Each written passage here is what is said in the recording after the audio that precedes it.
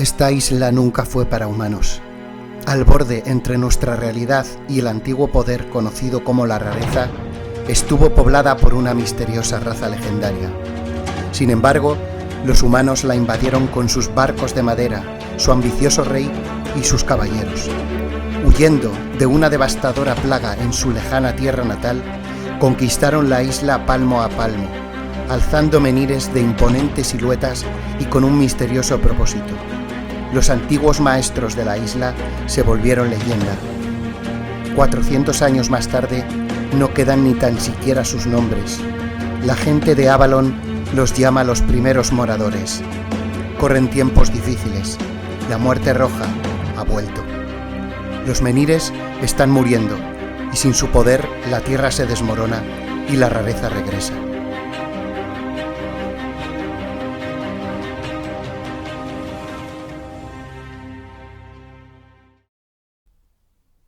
Primero debes elegir un personaje de los 4 que hay en la caja base, o también puedes elegir el personaje extra Niam.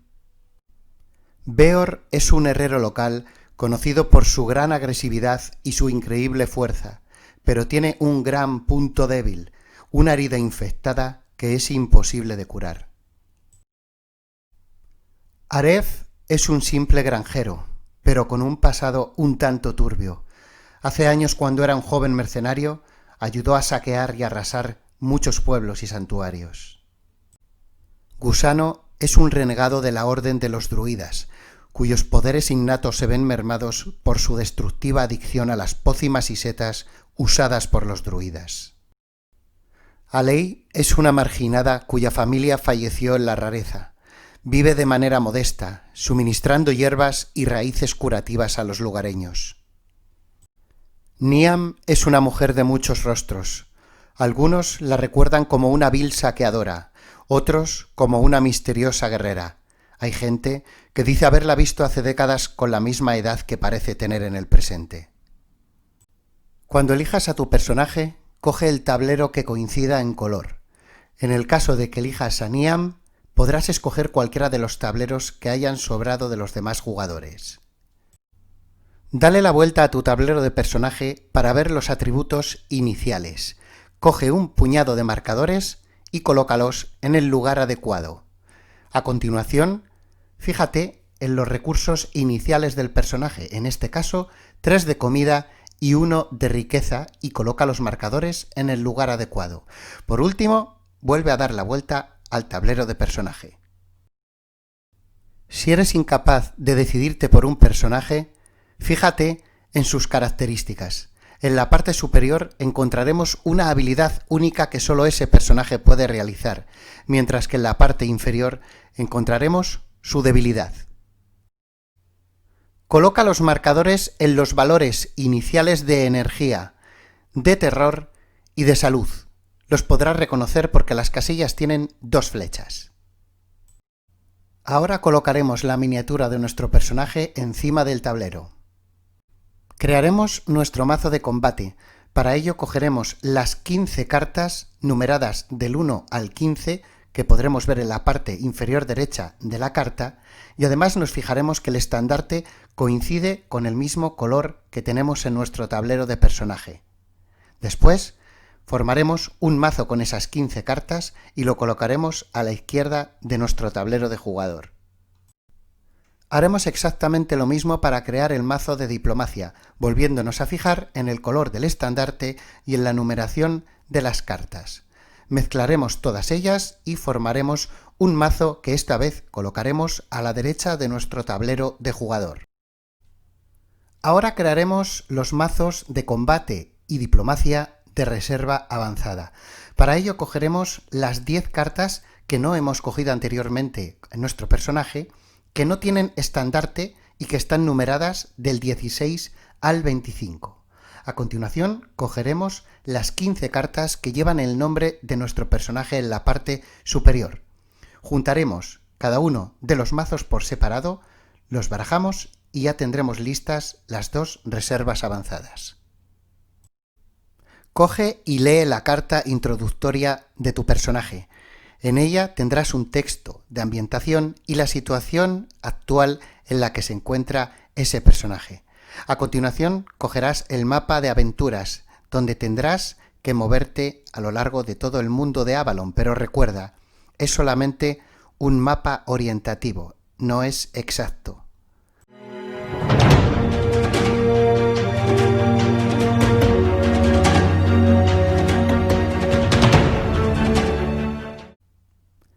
Coloca en el centro de la mesa la carta número 101. Esta será la localización inicial para la campaña de la caída de Avalon. En otras campañas, la localización inicial puede cambiar. Luego, coloca un menhir sobre esa carta y dependiendo del número de jugadores, colocaremos un dial con un número u otro. Si estás jugando solo, coloca el dial en el número 8, con 2 jugadores en el 7, con 3 jugadores en el 6 y con 4 en el 5. Coloca todas las miniaturas de los jugadores participantes en la partida sobre la carta inicial. A continuación, fíjate en cada uno de los lados de esa carta para saber qué número de cartas debes de buscar dentro de la caja y añadirlos adyacentemente a la misma, de tal forma que quede como veis en la imagen. Coge todas las cartas de objeto, barájalas y forma un mazo que quede al alcance de los jugadores. Coge también las cartas de secreto, pero no las barajes. Déjalas incluso en orden para un posible mejor acceso. A continuación, coge una hoja de juego donde llevarás todo el progreso de tu partida. Coge también las cartas de orden del día y resumen de las acciones, cada una por un lado diferente de la carta, el glosario de los iconos y por el otro lado los iconos de combate y la diplomacia, y por último la carta que por un lado tiene todo el resumen del combate y por el otro tiene el resumen de la diplomacia. Cogemos la carta de preparación del capítulo 1 y seguimos sus instrucciones. La primera de ellas será ordenar por partes todas las cartas del capítulo 1. Después ordenaremos los encuentros, los separaremos por color y, como es la primera partida, colocaremos encima de cada uno de esos mazos la carta de tu primer encuentro correspondiente. Debemos de saber que para el primer capítulo solamente jugaremos con los encuentros que tienen 1 o 2 estandartes en la parte superior izquierda de la carta. Y si jugamos en solitario, solamente jugaremos con la carta que tienen 1. Baraja todas las cartas de evento aleatorio para formar un mazo. A lo largo de la partida se te solicitará que robes cartas de evento aleatorio y las coloques encima de las del capítulo actual. Siempre que se requiera que robes cartas de evento aleatorio para ejecutarlas, será del mazo de la derecha. Si estás jugando una partida cooperativa de 2 a 4 jugadores, puedes usar la regla opcional del narrador, donde uno de los participantes se convertirá en el director de juego de Tainted Grail y tendrá varias responsabilidades. Puedes encontrar más información en la página 7 del manual.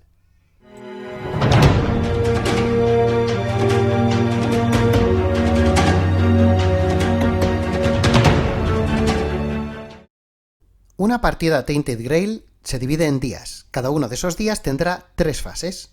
La primera es la de comienzo del día, donde lo que haremos es retirar los menhires inactivos, que son los que no tienen un dial en su base.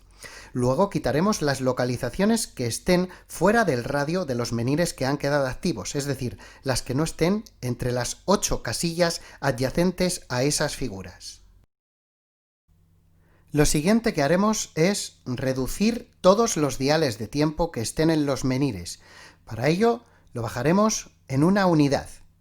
En el caso de que haya un menhir con un 1, quitaremos directamente el dial de su base. Luego, si tenemos fichas de tiempo con un dial, también lo disminuiremos en una unidad. Y por último, las fichas de tiempo que estén sobre acciones que solamente se pueden hacer una vez al día, las retiraremos. A continuación, revelaremos la siguiente carta de evento, que puede ser inmediata y durar todo el día. En ocasiones tendremos un símbolo rojo en la carta que indica que será una misión, que podremos completarla a lo largo de la partida. Después moveremos los guardianes. por supuesto, en el caso de que tengamos alguno sobre el tablero. Tiraremos un dado. En el caso de que nos salga este símbolo, moveremos al guardián en la dirección indicada. Si nos sale absolutamente nada, el guardián no se mueve. Y en este último caso, con la X, retiraremos el guardián devolviendo su carta al final del mazo de encuentros. Si estáis jugando varias personas en la partida, es el momento de que lleguéis a un acuerdo sobre lo que vais a hacer a continuación durante el día. Además, cada uno de los personajes elegirá sus cartas de objeto y secreto activas, teniendo en cuenta la palabra clave de cada una de ellas, ya que no puede estar repetida en los objetos. Si alguna está repetida, tendrá que darse la vuelta y ponerse boca abajo. Durante la fase 2, todos los jugadores realizan una acción en orden de turno, hasta que todos se queden sin energía o directamente pasen. En el caso de que no se pongan de acuerdo, tendremos que fijarnos en las hojas de personaje, donde cada uno de ellos tendrá un número asignado fijando un orden de turno. Es importante recordar que la fase 2 se divide en diferentes rondas donde los jugadores realizarán una sola acción. Cada vez que comience una de esas rondas, podremos elegir el orden de los personajes, y este orden puede ser completamente diferente en cada ronda sucesiva. Ahora vamos a ver las 6 acciones disponibles que tenemos en Tainted Grail. La primera de ellas es la de exploración, que tiene coste 1 de energía.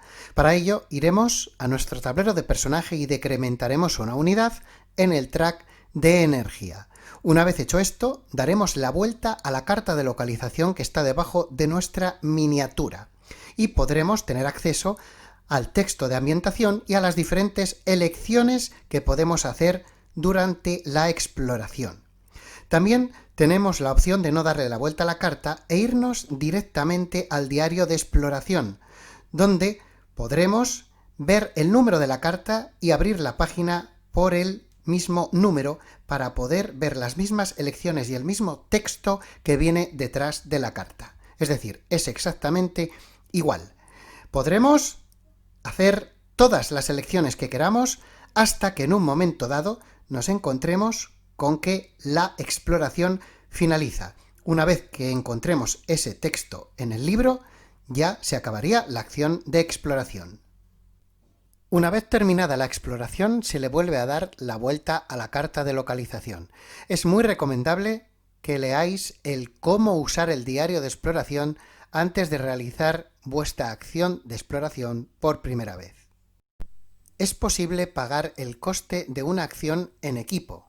Por ejemplo, si hay 2 miniaturas y queréis hacer la acción de explorar, tendréis que pagar el coste de 2 de energía, pero no hace falta que sea dividido. En este caso, Beor paga 2 de energía para hacer en grupo la acción de exploración.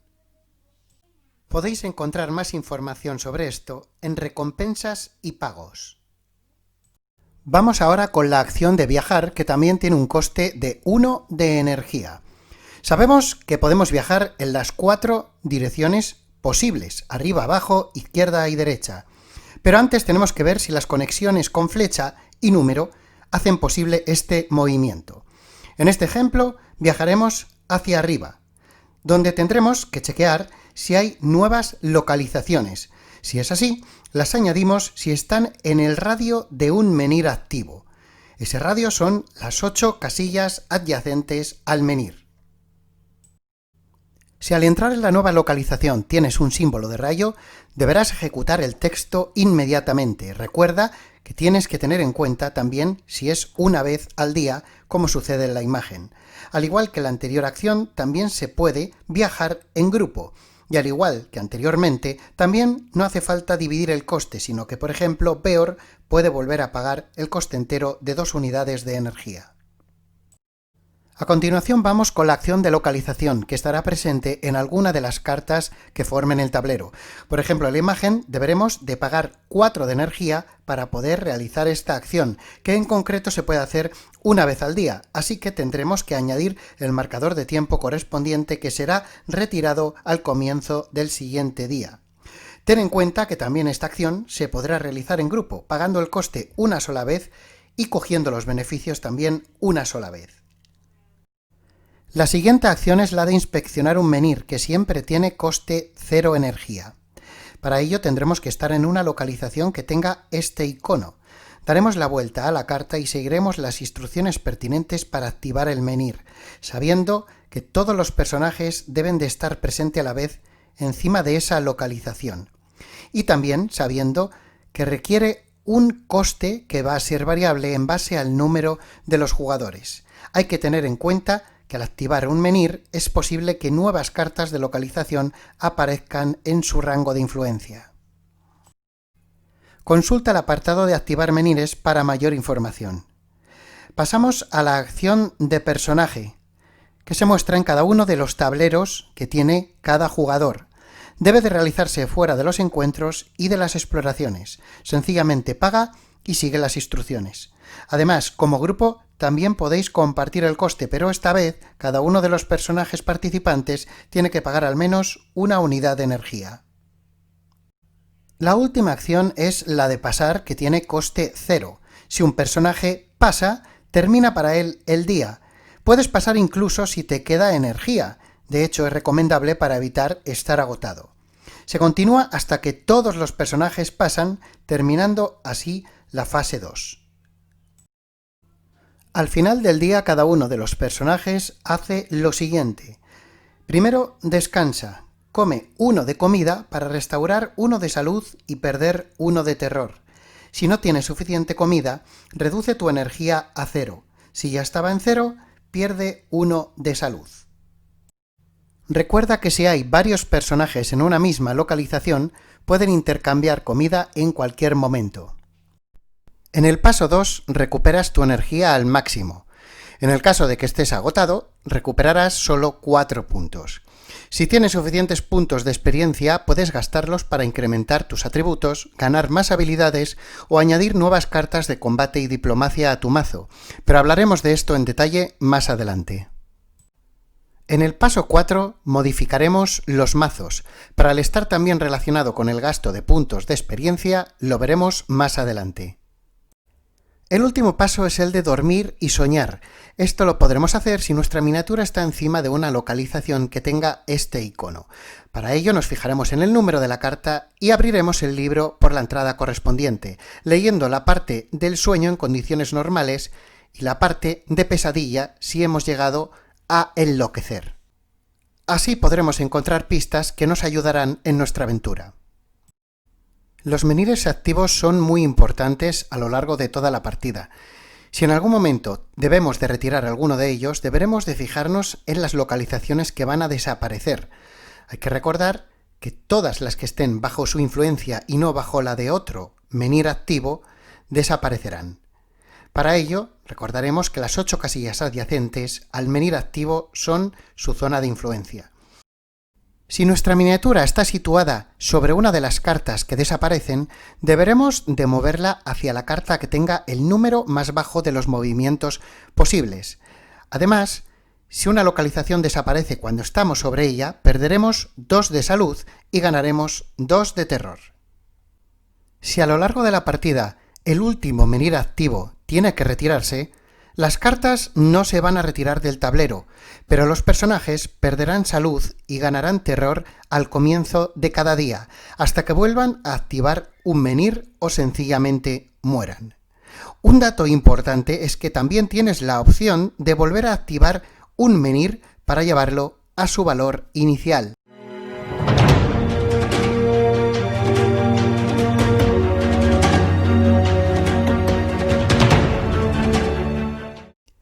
Los encuentros son parte fundamental en el juego. Hay de 4 tipos diferenciados por colores. En el mazo verde tendremos localizaciones salvajes donde encontraremos animales y bestias legendarias que nos darán principalmente comida. En el mazo gris tendremos localizaciones de humanos donde tendremos caballeros o personas con muy poca cordura que al vencerlos obtendremos objetos. En el mazo morado tendremos localizaciones con diferentes misterios y amenazas sobrenaturales. Y el mazo azul es un mazo de no combate, donde fundamentalmente lo usaremos cuando visitemos los asentamientos, que podremos reconocer por este icono. Este mazo contiene situaciones peligrosas y desafíos personales y diplomáticos. Todos estos mazos están divididos en 4 niveles de dificultad que podrás reconocer por el número de iconos rojos que tiene cada carta en la parte superior izquierda.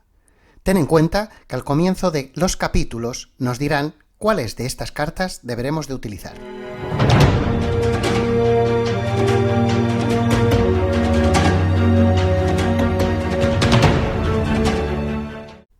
El combate se va a resolver mediante una serie de turnos entre el jugador o varios jugadores y el encuentro. Para ello tendremos que tener al menos el número de marcadores que nos indica el encuentro para poder ganar y resolverlo. Un combate comenzará si al robar el encuentro hay al menos una clave abierta en la parte derecha de la carta. Si es así, dejaremos espacio en esa parte derecha para poder ir añadiendo cartas y resolver así el combate. Además, nos fijaremos si el encuentro tiene alguna habilidad inmediata que se ejecute antes del combate. Puedes encontrar más información de estos rasgos o habilidades en la carta de ayuda. A continuación, chequearemos que no tenemos más de un objeto equipado con la misma palabra clave. Si es así, deberemos de apartarlo. Mezclamos el mazo de combate y robamos nuestra mano inicial, que será de 3 cartas si hay de 1 a 3 personajes en el combate o de 2 cartas si estamos 4 personajes en el combate. Si no te gusta tu mano, siempre puedes descartarla y robar una carta menos. Incluso puedes repetir este proceso hasta que te quede una carta. Ahora comenzará el primer turno de combate, que se divide en 3 fases. La primera de ellas es elegir el personaje activo. Si estás solo en el combate no habrá problema, pero si sois un grupo tendréis que elegir el orden de actuación. Una vez que cada personaje haya actuado, se colocará un marcador encima de su tablero para recordarlo. La fase 2 se divide en varios pasos. En el primero resolveremos las capacidades con retardo. Obviamente en el primer turno de combate no habrá, pero sí en los sucesivos. Así que retiraremos un token de tiempo de cada carta, y si el que retiramos es el último, se resolverá la capacidad. En el paso 2 jugaremos cartas de nuestra mano. A menos que estés en pánico, es decir, que tu terror supere a tu salud, jugar una carta es opcional. La primera carta que juegues en tu turno puede ser cualquiera, no necesita ningún tipo de conexión. Una vez colocada, chequea que la carta esté conectada a alguna clave de atributo y si tienes el nivel requerido, ganarás el bonus correspondiente. Por ejemplo, si jugamos la carta Golpe Crítico, conectaremos 4 claves. La superior no podremos llevarnos el bonus del marcador porque no tenemos ningún punto de agresividad. Pasamos a la de lógica, donde sí que tenemos un punto. Eso hace que podamos jugar una carta extra este turno. Seguimos hacia abajo y nos encontramos con la magia, pero al no tener disponible ningún marcador de magia, no podremos activar este bonus que nos haría ganar el robo de una carta extra. Y en la parte inferior tenemos directamente un bonus de 2 marcadores que podemos añadir a la reserva del encuentro. Finalmente, si hay alguna habilidad en la carta, se resolverá. Podemos encontrar cambios en el ataque del encuentro, habilidades que se ejecutan inmediatamente al jugar la carta y directrices que nos indican la colocación de un token de tiempo que se resolverá cuando se quite de la carta. Si quieres jugar más cartas en tu turno, cada carta que juegues después de la primera debe tener este icono conectado y cumplir el requisito de atributo. Por ejemplo, si jugaste defensa como primera carta y golpe crítico como segunda, conectas el icono y cumples el requisito de lógica, ganando una acción adicional. Si no tuvieras los puntos de lógica, no podrías jugar golpe crítico como la segunda carta. Si juegas una carta sobre otra que tiene un marcador de tiempo encima, quitaremos ese marcador, perdiendo así cualquier posible ventaja que tengamos para el siguiente turno. Si no juegas ninguna carta en tu turno, recuerda que es opcional, el enemigo realizará un ataque de oportunidad. Por último, robarás otra carta de combate. Después de resolver las cartas, chequeamos si hemos vencido, contando el número de marcadores de la reserva. Si es igual o superior al valor del encuentro, el combate se acaba. Recibimos la recompensa y el botín correspondiente y reseteamos el mazo de combate añadiendo de nuevo todas las cartas, jugadas o no, y también las descartadas. En el caso de que no tengas suficientes marcadores, el enemigo atacará. Cuenta los marcadores y fíjate en la tabla para aplicar el resultado sobre el personaje activo. Si alguna de tus cartas tiene este icono, modificará seguramente el ataque del enemigo. Si este ataque retira marcadores de la reserva y no hay suficientes, el jugador activo descarta una carta de su mano por marcador. Si no puede asumir todo ese coste, descartará cartas de la parte superior de su mazo. Cuando un personaje termina, se vuelve al paso 1 para elegir a otro que no haya actuado todavía en este turno. Una vez que todos actúen, se pasa a la fase 3. Cada jugador se descarta de cartas hasta que tenga 3 máximo y luego roba una carta más. Si debes de robar y no hay cartas, el combate termina para ti. Estás obligado a escapar. Esto lo explicaremos en un minuto. Si tienes algún token de tiempo sobre tu personaje, retíralo, pero no retires ninguno que haya sobre las cartas. Finalmente, vuelve a la fase 1 y comienza un nuevo turno. Puedes escapar en cualquier momento de tu turno activo, incluyendo justo antes de comenzar un combate y antes de jugar cartas. Si decides escapar, pierdes 1 de energía y ejecutas el ataque de oportunidad de la carta de encuentro. Si tu marcador de terror supera al de salud, significa que estás en pánico. Esto influye de 2 maneras diferentes en el combate. La primera de ellas es que tu primera carta en cada ronda de combate no saldrá de tu mano, sino que se jugará directamente la que esté en la parte superior del mazo de combate. La segunda es que al final de tu turno no robarás una nueva carta.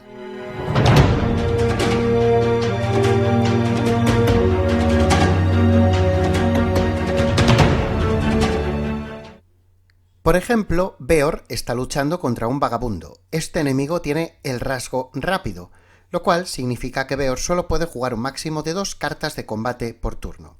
Beor roba 3 cartas de combate de su mazo. Las echa un vistazo y decide quedarse con ellas. El turno 1 de combate comienza.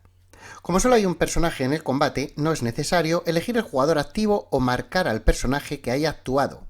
Beor comienza el combate. Decide jugar la carta de ataque. Recuerda que la primera carta puede ser cualquiera. Ninguna de las claves tiene que estar conectada, pero en este caso conectan 2. Al tener 2 puntos de agresividad, consigue el bonus que hace que añada un marcador a la reserva de combate. La conexión gratuita de abajo también consigue un nuevo marcador. La carta de ataque tiene 2 habilidades. La primera, la de arriba, modifica el ataque del enemigo añadiendo un daño extra sobre Beor. La segunda nos indica que coloquemos un token de tiempo sobre la carta. Al comienzo de la próxima activación, el token se retirará y Beor robará una carta. Ahora Beor jugará una segunda carta. Recuerda que cada carta después de la primera debe conectar una clave con el icono de rayo. Beor juega la carta defensa sobre la de ataque, cancelando así sus habilidades y retirando el toque de tiempo. Beor gasta un marcador de magia para conectar la clave con el borde azul. Si Beor no tuviese magia, esta clave no conectaría, lo cual significa que la carta no podría ser jugada. La carta defensa tiene 2 habilidades. La primera modifica el ataque del enemigo restando 2 daños. La segunda nos indica de nuevo que coloquemos un token de tiempo sobre la carta. Como el enemigo tiene el rasgo rápido, Beor ya no puede jugar más cartas, así que chequeamos si hemos vencido en el combate. Necesitamos 5 marcadores para la victoria y solo tenemos 2. Así que no vencimos y ahora llegará el ataque del enemigo. Miramos a la tabla del encuentro sabiendo que tenemos únicamente 2 marcadores en la reserva y vemos que el enemigo reparte 2 puntos de daño y retira un marcador de la reserva de combate. Sin embargo, debido a la habilidad de la carta defensa, el daño se reduce en 2 puntos, así que el enemigo no hace ningún daño. Luego, Beor robará una carta más, quitará el marcador y comenzará el segundo turno de combate. Primero, se resuelve la capacidad de retardo de la carta de defensa. Se retira el token y Beor robará una carta. Ahora juega la carta lanzar, conectando 2 claves gratuitas. La primera es la del atributo de lógica y la segunda la que está situada en la parte inferior de la carta. En total, ganaremos 3 marcadores para la reserva, contando uno en la parte de arriba y los dos de abajo que eran gratis. La clave mágica también está conectada, pero decide no usarla. De esta forma hemos añadido 3 marcadores a la reserva. Ahora podríamos usar la habilidad de la carta lanzar, pero Beor no puede usarla porque no cumple ningún requisito. Beor va a jugar ahora la carta Enfurecer y paga un marcador de magia para conectar la clave mágica con el icono de rayo. Al igual que antes, si no se paga la magia, la carta no podría ser jugada. No hay más claves conectadas, pero la habilidad de la carta se ejecuta inmediatamente. Beor pierde 1 de energía y añade un marcador a la reserva de combate por cada clave de agresividad conectada. Hay 2 claves conectadas de este tipo, así que añadimos 2 marcadores más a la reserva. Como ya tenemos 6 marcadores, Beor gana el combate. Así que miramos en la carta del encuentro y vemos que ganamos recompensa y botín. En este caso, un objeto fabricable. Así que robaremos cartas del mazo de objetos hasta que encontremos una que tenga la letra F. Beor gana el objeto y lo mezcla junto a sus otros objetos en el mazo. Baraja todos los objetos y vuelve a formar su mazo al lado del tablero de jugador. La carta de encuentro se coloca boca abajo en el fondo del mazo gris, en este caso. Todas las cartas usadas y descartadas durante el combate van a regresar al mazo. Mezclamos el mazo y lo colocaremos a la izquierda del tablero de jugador.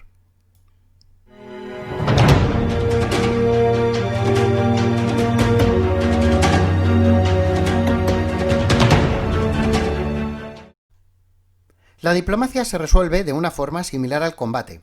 El procedimiento es otra vez un sistema basado en turnos donde los personajes construyen una secuencia de cartas.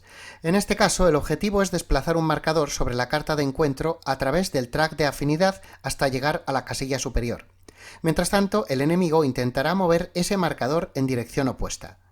Lo primero que decidimos en un encuentro de diplomacia es si intentamos evitarlo. Para ello, la carta debe tener una sección llamada Evitar. Si es así, debes pagar los costes y requerimientos para ello. Luego, coloca la carta boca abajo en la parte inferior del mazo de encuentros. Si decides comenzar el encuentro, todos los personajes participantes en él deben chequear si tienen algún objeto con la palabra clave repetida, y si es así, retirarla. Mezcla tu mazo de diplomacia y roba tu mano inicial. La mano será de 3 cartas si hay de 1 a 3 personajes en el encuentro y de 2 si hay 4 personajes. De nuevo, si no te gustan tus cartas, puedes descartarlas y volver a robar una menos, y repetir el proceso hasta que te quede una carta en la mano. Coloca un marcador en la zona gris del track de afinidad. Ahora comienza el primer turno de la diplomacia, que se va a resolver de una forma similar al combate. Volvemos a tener 3 fases. La primera de ellas será elegir el personaje para activar. La segunda fase es donde los personajes se activan, y repetirás la fase 1 y 2 hasta que todos los personajes hayan actuado en el encuentro. En la fase 3, todos los personajes se descartarán de cartas hasta tener 3 como máximo y luego robarán una carta. La fase 2 se resuelve de una forma similar al combate. El primer paso es el de resolver las capacidades con retardo. La primera carta jugada en cada turno puede ser cualquiera, pero cualquier otra carta sucesiva en el mismo turno debe conectar a una clave con un icono de rayo. La diferencia es que no añades marcadores a la reserva de combate, sino que desplazas el marcador arriba o abajo a lo largo del track de afinidad. Cada flecha hacia arriba o hacia abajo indica que debes de mover el marcador una casilla en esa dirección. Este icono tiene efectos variables, determinados por la carta de encuentro y el atributo que se le asigne. Si el marcador llega a la casilla superior, vences en la fase actual del encuentro. La mayoría de los encuentros solo tiene una fase, lo cual significa que ya habrías ganado el encuentro. Pero algunas cartas tienen varias fases. Si vences en la primera, pasas a la segunda fase y colocas el marcador de nuevo en el espacio gris. Cuando consigas vencer en todas las fases, vencerás en el encuentro. Recibe las recompensas listadas en la carta y colócala boca abajo en el fondo del mazo de encuentros. Por último, resetea tu mazo de diplomacia.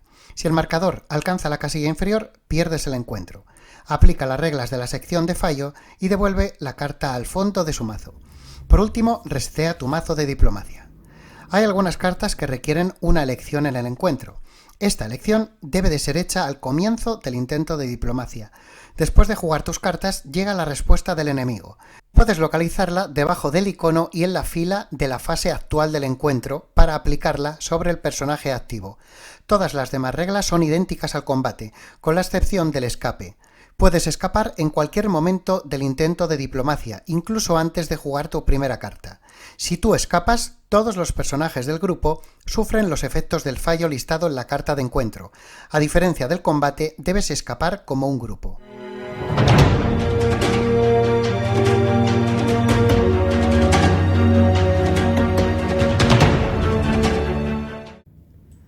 Por ejemplo, Aref realiza este encuentro que tiene dos fases para poder superarlo. Como la carta no tiene la opción de evitar el encuentro, Aref debe enfrentarse a él. Así que coloca un marcador sobre la casilla gris. Luego roba 3 cartas del mazo de diplomacia. Observa su mano y no le gusta, así que decide descartar las cartas, las deja en la mesa y roba otras 2. En el primer turno juega la carta de verdad honesta. Como tiene un punto de empatía, conecta la clave superior, activando el símbolo que hace que el marcador suba 2 posiciones. Así que coge el marcador y lo hace subir 2 posiciones hacia arriba. La clave gratuita inferior también hace avanzar el marcador una posición más. Aref no tiene ninguna carta con un icono de rayo, así que tiene que acabar su turno. Como el marcador no ha llegado a ningún extremo, el enemigo responde moviéndolo hacia abajo una posición. Además, hace que el personaje gane 1 de terror. Al final del turno, roba una nueva carta. En el turno 2, Ares va a jugar la carta Promesa Falsa. Conecta el atributo de empatía y roba una carta más. La clave gratuita inferior hace que el marcador se mueva una casilla hacia arriba. Ahora decide gastar una unidad de magia para conectar la clave mágica y mover así el marcador al último espacio del track. En este punto decide finalizar su turno. La fase 1 está completada, así que pasaremos a la fase 2 y colocamos el marcador de nuevo en el espacio gris. Completar una fase supone que no habrá respuesta del enemigo. Robamos una carta más.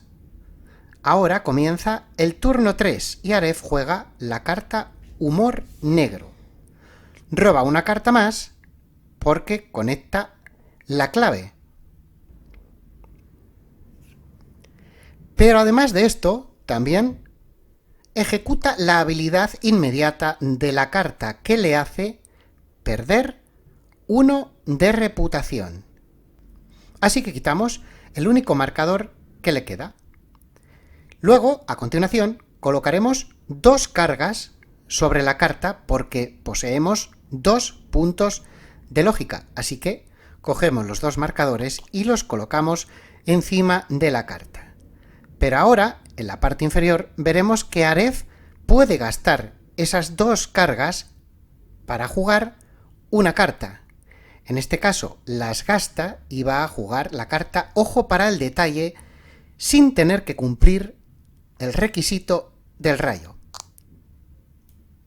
Hay que fijarse en que la carta Humor Negro es especial, puesto que sus claves están en la parte derecha de la carta. Esto significa que sus habilidades permanecerán activas. La clave superior hace que se ejecute el símbolo, y si nos fijamos en la carta, aplicamos la subida del marcador en una posición. Ahora el enemigo responde y Aref pierde 1 de energía en primer lugar. Así que bajamos del 4 al 3. Y a continuación retira la última carta jugada de la secuencia de juego, incluido el token. El turno finaliza y roba una carta más a su mano. En el turno 4, Aref juega la carta Soborno. Gasta 1 de riqueza para activar la habilidad y de esa forma, al gastar este marcador, moverá 2 espacios en el track de afinidad. Luego juega la carta Malas Indicaciones, conectando una clave con el icono de rayo y además también conecta la clave gratuita inferior que hace que el marcador suba 2 posiciones más, consiguiendo terminar el encuentro con éxito. Como recompensa, perderemos 1 de terror, ganamos 1 de reputación y también ganaremos 1 de experiencia.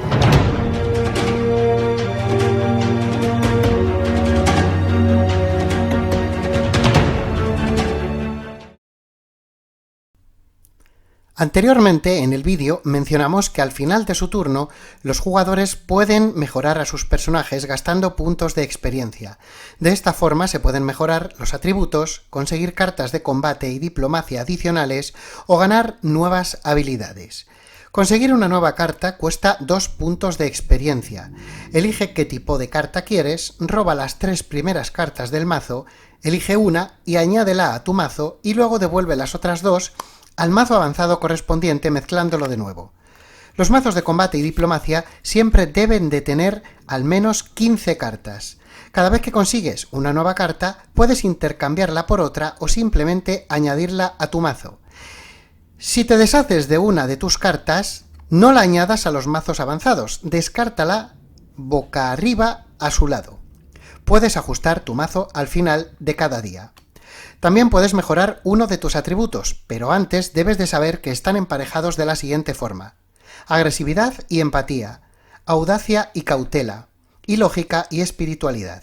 Incrementar un atributo cuesta 2 puntos de experiencia por punto que tú ya tengas en ese par de atributos, más el que quieras añadir. Por ejemplo, si no tienes ningún punto de agresividad ni empatía, aumentar cualquiera de esos 2 atributos costaría 2 de experiencia. Si tienes 2 puntos de lógica y ninguno de espiritualidad, el coste será de 6 de experiencia para colocar un tercer marcador. Una vez que un atributo tenga 2 marcadores, puedes mejorarlo añadiendo una carta de habilidad. Cada carta de habilidad cuenta como un punto de atributo a la hora de pagar la experiencia. Por ejemplo, si tienes 2 puntos de agresividad, puedes comprar una carta de habilidad. Su coste será de 6 puntos de experiencia, ya que cuenta como un punto de atributo. Si más tarde añades otra carta de habilidad, su coste sería de 8 de experiencia. Si ahora quieres añadir un punto de cautela, costaría 10 de experiencia. El coste máximo a la hora de pagar experiencia siempre será de 10. En el momento en el que añadas una carta de habilidad, elige la que coincida con el icono del atributo y colócalo en el sitio adecuado. Ten en cuenta que la carta tiene 2 lados completamente diferentes y únicos a la hora de la elección. Además, recuerda que cada carta cuenta como un punto del atributo en cuestión, así que si tienes 2 cartas de agresividad, tendrás en total 4 puntos de atributo.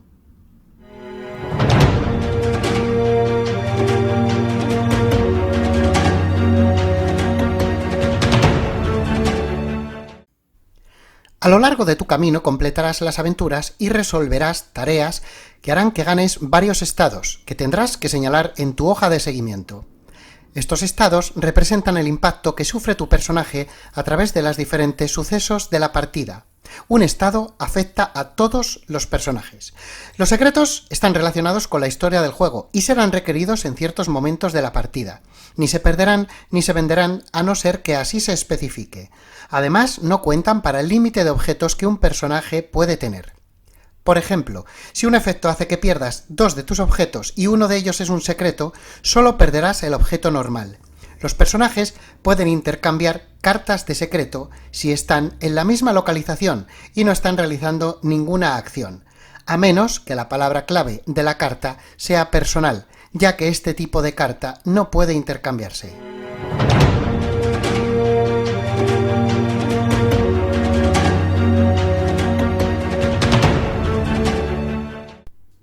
Si tu terror alcanza algún espacio de enloqueciendo, coge la carta llamada Estás enloqueciendo y sigue sus instrucciones.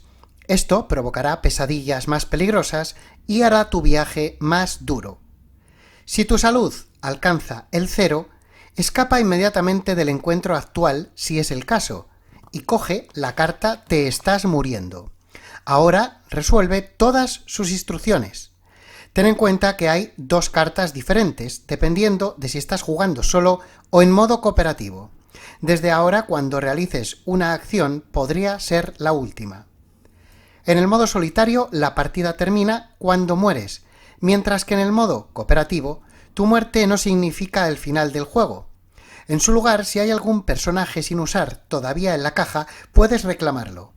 Realiza la preparación del personaje como al comienzo de la partida y coloca la miniatura sobre la localización con el número revelado más bajo. Los objetos del personaje muerto se colocarán en la localización donde murió y podrán ser recogidos por otros jugadores. Si el personaje muerto dejó algún secreto, inmediatamente se reparten entre los demás personajes, a no ser que tenga la palabra clave personal. En ese caso, la carta se pierde. Si cuando alguien muere no hay más personajes disponibles, la partida termina. Puedes echar un vistazo al apartado Misericordia de la Madre de Todos si no quieres comenzar la partida de nuevo.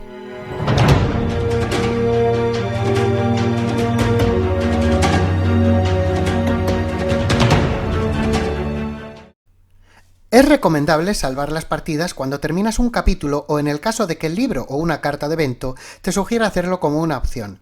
El proceso completo se muestra en el apartado Guardar la partida del libro de reglas y consta de los siguientes pasos. Copia los atributos, recursos y posición de los marcadores de tu personaje, además de cualquier habilidad que poseas. Introduce tus objetos en el hueco de guardado de la caja. Apila los mazos de combate de la siguiente forma y haz lo mismo con los de diplomacia.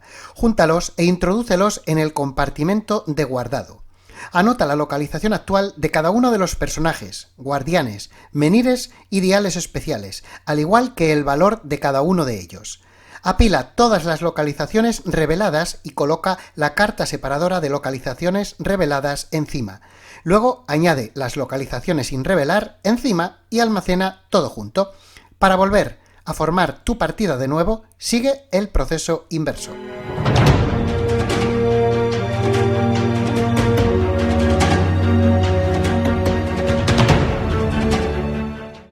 En Tainted Grail puedes cambiar la experiencia de juego eligiendo diferentes niveles de dificultad.